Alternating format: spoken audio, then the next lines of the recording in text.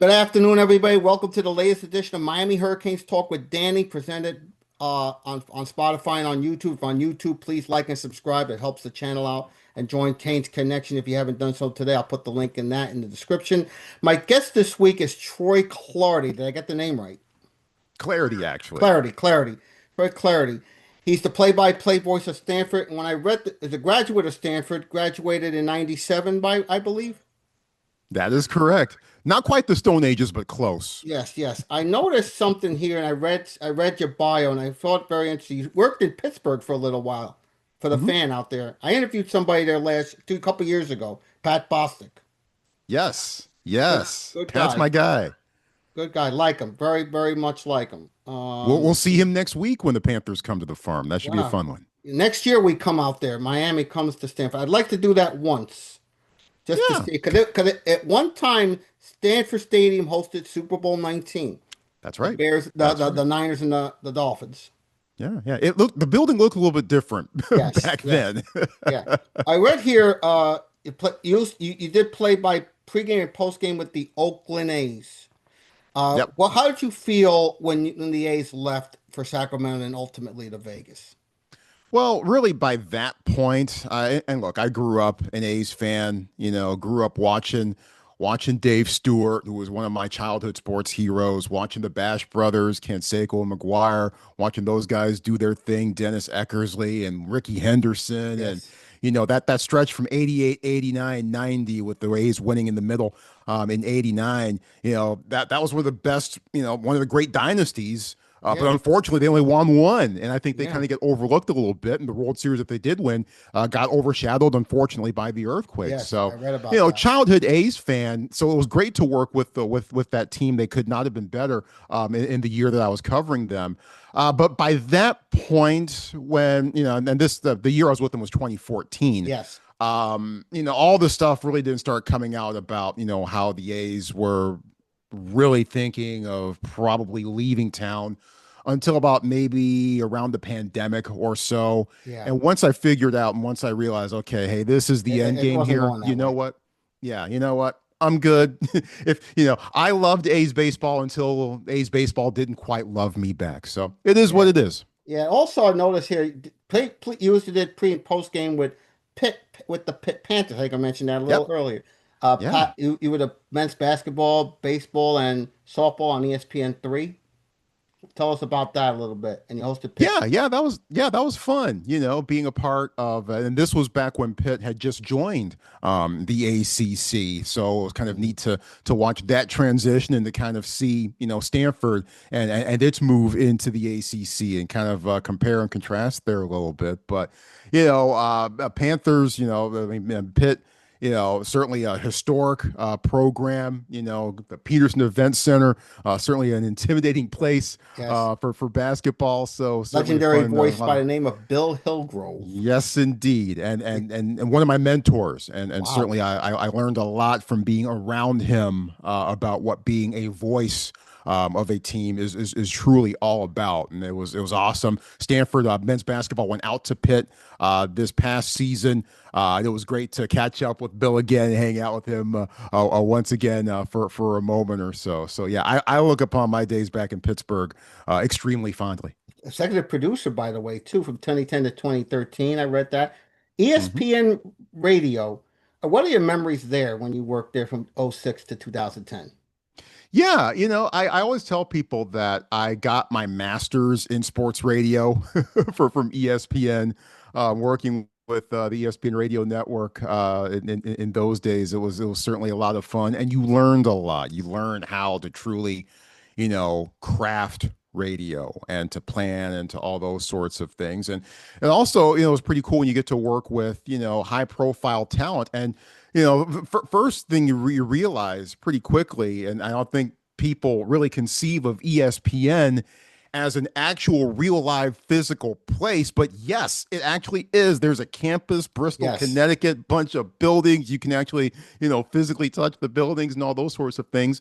And yes, the people you see on TV, they're actual real live people too. Yeah. You see them walking up and down the hallways all the time. I worked extensively with Mel Kiper Jr., Wow. producing his show Mel's the absolute best. You want to put him in a good mood, either ask him about pumpkin pie or the Wow. 1975 Baltimore Colts. Wow. And working and producing John Clayton's show Oh yeah, the late was great Professor absolute. John Clayton. Yes, I loved John Clayton to death. He was the absolute best. And the best part of working with him was when it was free agency Friday back in those days. And the best part of that show, and then the huddle on ESPN was on Saturdays then. Yeah. The best part of that show was just listening to John. He'd do the show from his home in Seattle, and just listening to him during breaks, breaking stories, getting on the phone and going, "Oh, okay, all right. Oh, really? He went there? How much? That's how much he Wow. signed for? Oh, okay." And Okay. then we'd get the word, he'd break it, and he'd send it to the assignment editor. So you learn a lot from being around folks like that. Chris Mortensen, another Yes. late great, By the way, Alex as well. Mortensen just won his first game at That's right. UAB last week. Chris That's probably right. was proud. They were saying that he would be very proud. Yes, yes, no doubt. But yeah, it was certainly great learning a lot from folks like that, and even the folks behind the scenes that are also doing great things around the business. And I take a lot of those things with me and still apply them today. Yeah, you worked at you work at ESPN as a play-by-play announcer. Another I noticed he did the Junior League Softball World Series and the Yeah, Little League World Series. I got to see Williamsport at least once in my lifetime. yeah, yeah. If you So haven't done it, please go to Williamsport. It's a thing you should always do once. yeah, and that working those events, and I haven't been to Williamsport yet. Did the regionals in San Yes. Bernardino this year, and this was Okay. my gosh, fourth or fifth It, Junior it League never gets old. Softball When you World see little Series. leaguers, the future of Yeah, our yeah. kids, it never gets old. And it's supposed to be fun, right? And Yes. they base it all around fun. So it kind of Yes. takes you back to those days when, when you could and when it's allowed to have fun in Yes. sports. So We it's need it's that certainly again, awesome to be a Troy. part of that. We need that again. Yep. Yeah, and I said I hope Westwood. Saturday's fun. Yes, yes, Saturdays are fun. Westwood One you covered. You still do Westwood One. I like listening to that. Of course, the great Kevin Harlan works that. The Conference of Champions at one point, as the late Bill Walton said, the Pac-12. Yep. Did that for a couple years. Am I right? Yep. Yep. Actually did it for 10 years. 10 Pac-12 years. Network. Yeah, Yeah. Yeah. That was. so, so let's get before I go into the game, I read something that you wanted to be an architect when you left college. Tell us about that a little bit. Yeah, yeah. The plan going to Stanford was architecture school afterwards. I've always been extremely interested in architecture, still am. Junior year, however, I took 58 units and Wow. just got burned out. Now Stanford is on the quarter system. They were then, they still are now. So what was it 20 units in the fall, 19 and 19 in the winter, and in the spring. So Okay. 58 units that year. But by that point, I had already been well ensconced within the Stanford Student Radio Station, which had and still has a very strong sports broadcasting program. So by that point, I already kind of knew that's kind of what I also wanted to perhaps get into and have interest in. And the further I got into that, the more interested I got in it. So junior year, I was like, you know what? I'll just finish out the senior year, get the piece of paper, and Yeah, let's see which they where can let's see never where the take away from you. sportscasting thing goes. Yeah, Which yeah, they can let's see never. where the sportscasting thing goes. And you Yeah, know what? those It's worked sports. out. So yes, speaking of sportscast, get to last week's game against FSU. Very, very solid. 293 yards, 6 for 17 on third down, 19 first downs. Uh, Ben Goldbrinson, am I getting that right? Go Branson. Yep. Go Branson, yeah. 6 for 13, 90 yards. Cold tab, 118 in the TD. Sam Roush, 6 for 63. CJ Williams, 61 yards on 4 receptions and a touchdown. What can you tell us about the Stanford offense? And I know they have a better back, if I'm not mistaken, Micah Ford. Am I correct? Yeah, and the offense by and large has been a work in progress in some respects, especially in the passing game.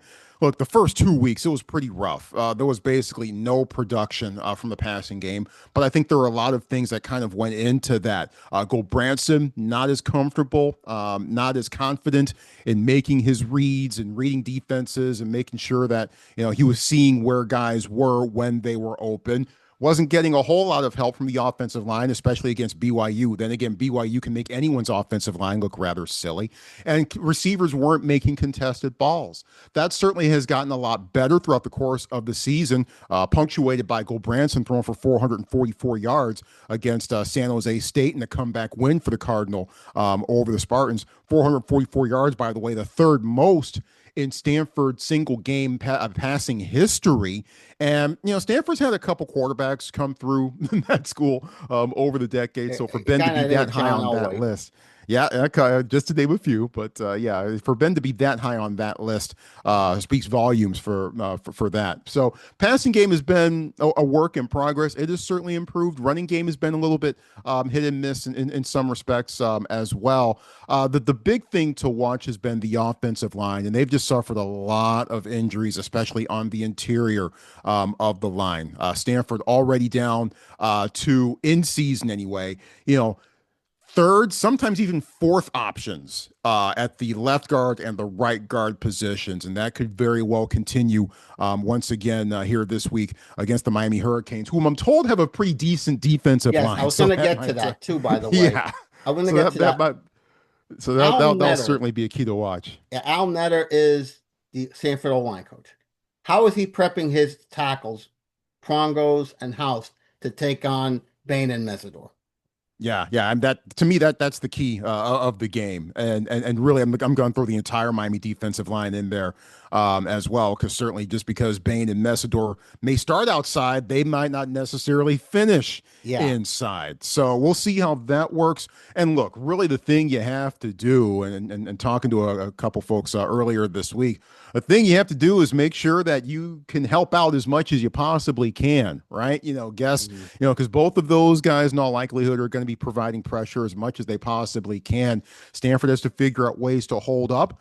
Interior linemen have to figure out ways to help out those tackles, make the right reads on the run in progress as the play is actually happening.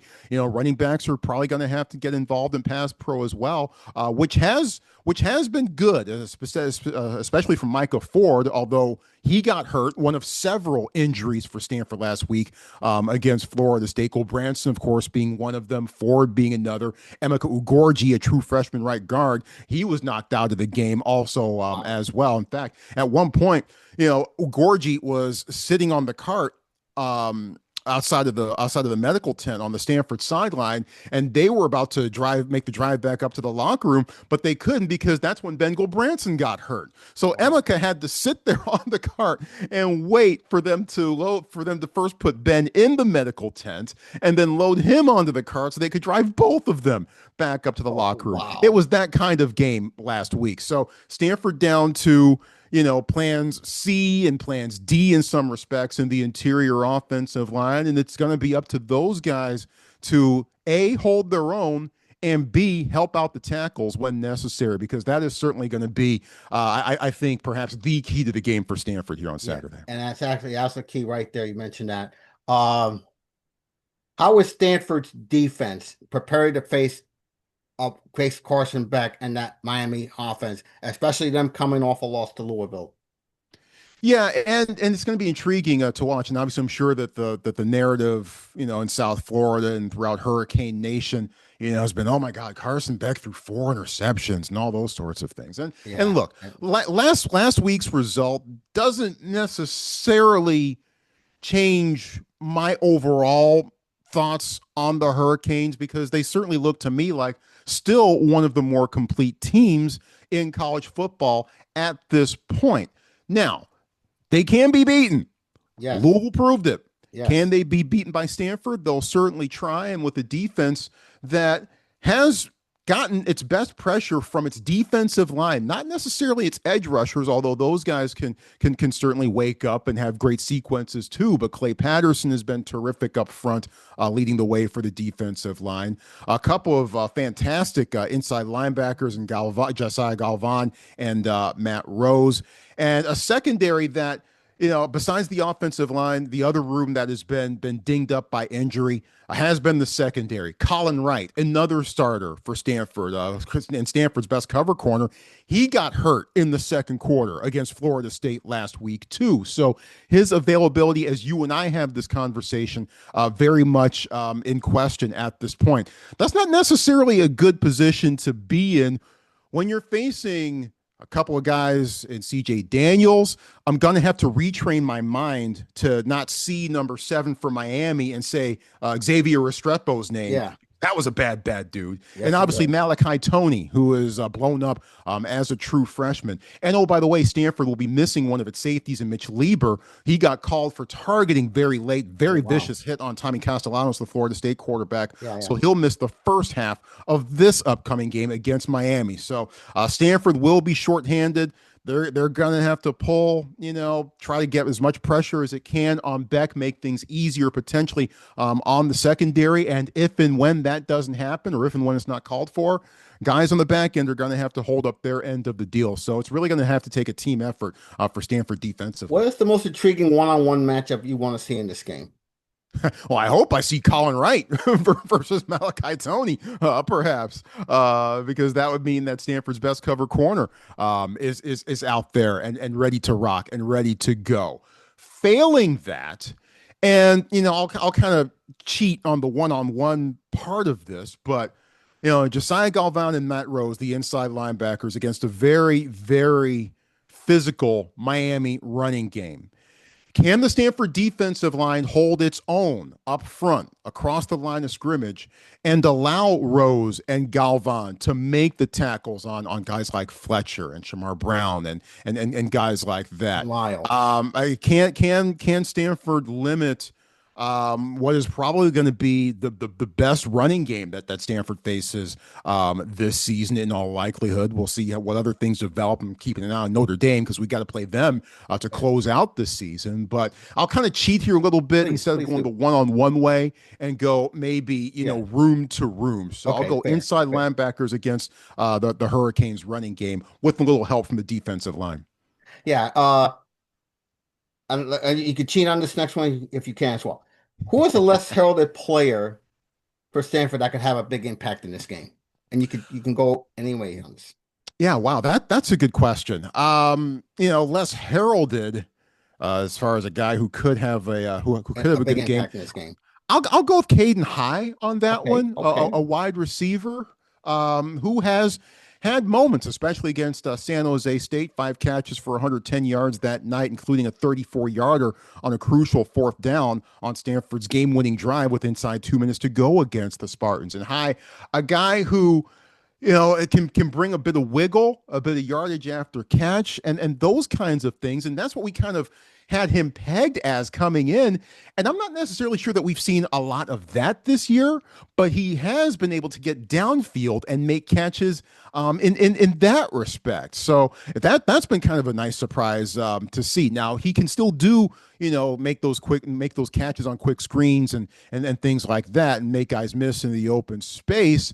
But it's been nice to see him kind of be a bit more complete and be a bit more versatile from that respect. So hey, if Bengal Branson or Elijah Brown, whomever's taking snaps for Stanford this Saturday, has the time to find guys downfield. I mean, Bryce Farrell has been the main deep shot weapon for Stanford this year, but Caden High, maybe he's been a little bit quiet over the last couple of weeks. Perhaps he's due to perhaps do some decent things and be an impact player against the Hurricanes. Yeah, I think so too.